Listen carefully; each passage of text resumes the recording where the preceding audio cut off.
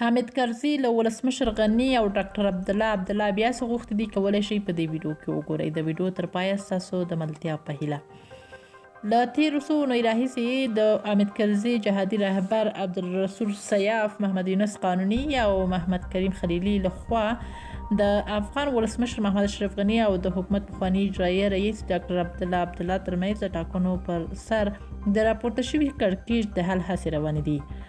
د حامد کرزي د دفتره په رالیږل شوي خبرپاڼه کې راغلي کرزي، عبدالرسول سیاف، محمد یونس قانوني او محمد کریم خلیلي له ولسمشر غني غوښتي دي چې تر یو وخته دې په دولتي څوکیو ګمارنې وسنډوي.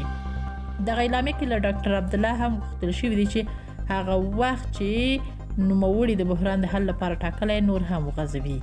په اعلامیه کې ویل شوي چې د سیاسي کړکېچ د پای ته رسېدو هڅې روانې دي او ویلې ښودلې ده چې یو مثبتې پایلې ته به ورسېږي. دا په داسې حال کې ده چې له کله نه حامد کرزي له واکه لرې شوی په یو نه یوه لارې د اشرف غني د حکومت د نسکورولو او د ناکامولو هڅې کوي. کرزي د حکومت له مخالفو ګوندونو سره په دې څو ځلې غونډه جوړه کړه چې یو موقت حکومت رامنځته شي او دی په راس کې وي، خو د دې کارونو نتیجه ورنه کړه. اوس د اشرف غني په کارونو کې لاسوهنه کوي او له هغې غواړي چې د کابینې په جوړولو کې د ځان رامنځته کړي. خو ولسمشر اشرف غني تر اوسه د کرزي د اعلامیې په غبرګون کې څه نه دي ویلي. له تاسو ډېره زیاته مننه کوم چې ویډیو مو تر پایه ولیده. د لا ډېرو ویډیوګانو د لیدلو لپاره ملال افغان چینل هم درسره سبسکرایب کړئ. تر بلې ویډیو الله مل شه.